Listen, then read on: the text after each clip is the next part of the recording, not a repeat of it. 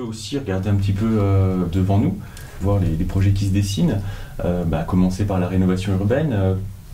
Le quartier a déjà beaucoup changé en une dizaine d'années à peine. Est-ce que les habitants de Borny doivent s'attendre à de nouveaux changements? En tout cas, les habitants de Borny doivent s'attendre à une prise en compte d'un certain nombre de territoires que nous considérons avoir été oubliés. C'est donc vers l'ouest. C'est de pouvoir corriger un certain nombre d'oublis. Donc là-dedans, je vais citer trois territoires qui me paraissent assez emblématiques. C'est bien sûr les tours du Limousin, donc ces 4 tours qui ont été construits il y a un peu plus de 30 ans, qui étaient plutôt des tours hébergeant des familles de classe moyenne, et puis voilà, qui se sont beaucoup dégradées, puisque c'est un peu l'effet report, c'est-à-dire que quand dans un quartier on traite de façon qualitative qu'une seule partie, forcément le problème se reporte ensuite vers les territoires non traités. Donc c'est cet enjeu de résidentialisation des tours, de sécurisation, d'animation, avec la présence à la fois d'une nouvelle agence de Metz Habitat Territoire, donc qui est le bailleur propriétaire de ces tours, mais aussi l'animation par la présence d'associations. C'est ensuite la cour du Languedoc, là aussi, donc gérée par un autre bailleur social qui est le GIEST, où le bailleur constate par un indicateur important qui est celui de la vacance, une dégradation depuis quelques années. Là aussi, pouvoir traiter de façon qualitative à la fois le bâti, en l'ouvrant pour mieux le sécuriser, avec une présence, toujours le lien urbain-humain, d'associations dans la cour du Languedoc, donc là aussi un programme de réhabilitation et de requalification important.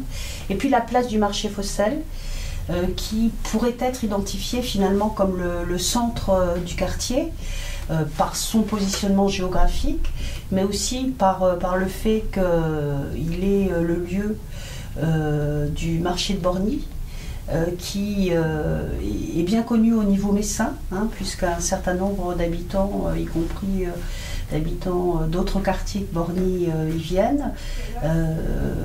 Cette place, nous avons aussi un projet de requalification pour pouvoir notamment lutter contre les problèmes liés à la délinquance qui s'y sont malheureusement développés. C'est vrai que le quartier est souvent pointé du doigt sur les problèmes de délinquance, voire d'incivilité. Est-ce que là aussi on peut aller plus loin? Bien sûr qu'on peut aller plus loin, et on a commencé à aller plus loin à travers une opération qui s'appelle Nouvelle Donne à Borny, qui mobilise donc l'ensemble des acteurs concernés de près ou de loin sur les questions de prévention de la délinquance, que ce soit l'association de prévention spécialisée, la MJC, les centres sociaux, les partenaires associatifs, les bailleurs. C'est de voir comment chacun, là où il est, par rapport aux responsabilités qu'il exerce, par rapport aux missions qu'il met en œuvre, comment il peut contribuer, non pas bien évidemment à arrêter les délinquants, puisque ce n'est pas la vocation de ces associations-là, mais en tout cas à agir pour retrouver de la sérénité dans les espaces où ces associations travaillent. Vous l'avez dit, le monde associatif, c'est un acteur important, c'est aussi un employeur important sur le quartier. Est-ce qu'il y a quelque chose, un message qu'on peut transmettre à ces responsables? D'abord, il y a une réalité. C'est que la ville, depuis 2008, a augmenté de 39% les financements mobilisés dans le cadre du contrat urbain de cohésion sociale. Et vous l'avez dit, le contrat urbain de cohésion sociale est plutôt un dispositif qui est là pour expérimenter, même si c'est une expérimentation qui se reproduit, un certain nombre d'actions.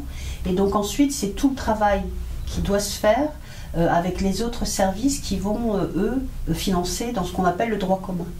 Et c'est aussi toute l'action du service politique de la ville, au niveau de la ville, avec les autres services que sont le service des actions culturelles, le centre communal d'action sociale, le service d'animation jeunesse, de voir comment un certain nombre d'actions peuvent passer de financements spécifiques que sont les financements politiques de la ville vers des financements de droit commun. Et ça, c'est tout le travail de transversalité qui est mis en place. Le message passé, bien évidemment, il est pour moi qu'une action qui correspond aux besoins d'une population. Effectivement, une association qui est en capacité de regarder cette évolution et de remettre en cause ces pratiques, trouvera toujours les moyens nécessaires pour financer. Après, ça peut aussi s'inscrire dans des partenariats.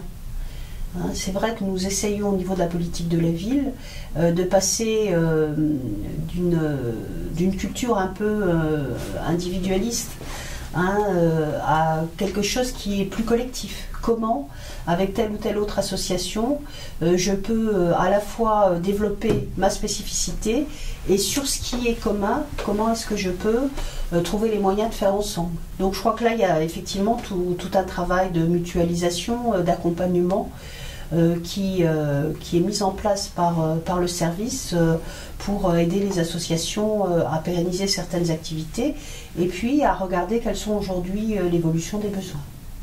Alors peut-être pour conclure cet échange et puis ce petit bilan, les habitants qui sont quand même au centre des préoccupations et des acteurs et des responsables, comment est-ce qu'on peut imaginer demain la place des habitants et puis peut-être comment est-ce qu'ils peuvent agir, s'investir individuellement aussi dans la politique de la ville? La place des habitants est essentielle dans la politique de la ville et elle est même un marqueur indispensable puisqu'elle fait partie des objectifs ou des méthodes que doivent mettre en place les acteurs dans le cadre de la politique de la ville. Alors la ville de Metz, elle a développé depuis 2008 dans tous les quartiers, y compris dans les quartiers identifiés en zone urbaine sensible, des comités de quartier. Et c'est vrai qu'au sein de ces comités de quartier, il y a un certain nombre de problèmes qui sont identifiés et du coup d'idées de solutions à mettre en œuvre. Celui de Borny a beaucoup travaillé sur le cadre de vie et notamment a travaillé sur ce qui est aujourd'hui et ce qui sera demain d'ailleurs un des actions emblématiques de la ville sur ce quartier-là, ce sont les copropriétés en difficulté. Nous avons été alertés, y compris par le comité de quartier, de la dégradation d'un certain nombre de situations d'habitants de ces copropriétés, ce qui nous a permis ensuite, à travers un certain nombre de moyens administratifs, réglementaires, à travers des études, de pouvoir avoir une meilleure connaissance de ces problèmes et aujourd'hui de mettre en place un plan d'action qui doit nous permettre dans les années qui viennent d'améliorer ces situations-là. C'est notamment au sein du comité de quartier que ces questions-là sont soulevées et peuvent être traitées. C'est un exemple de l'importance bien sûr de la parole des habitants qui sont finalement ce qu'on appelle aujourd'hui les experts d'usage puisque c'est eux qui vivent dans ces quartiers et ceux qui connaissent le mieux finalement les problèmes qui peuvent s'y poser. Écoutez, je vous remercie pour cet éclairage. C'est moi qui vous remercie. Et puis je pense que vous aurez l'occasion également de peut-être de relancer le débat sur internet à travers le site bornybus.fr et puis les réseaux sociaux. Merci beaucoup. Au revoir, merci beaucoup.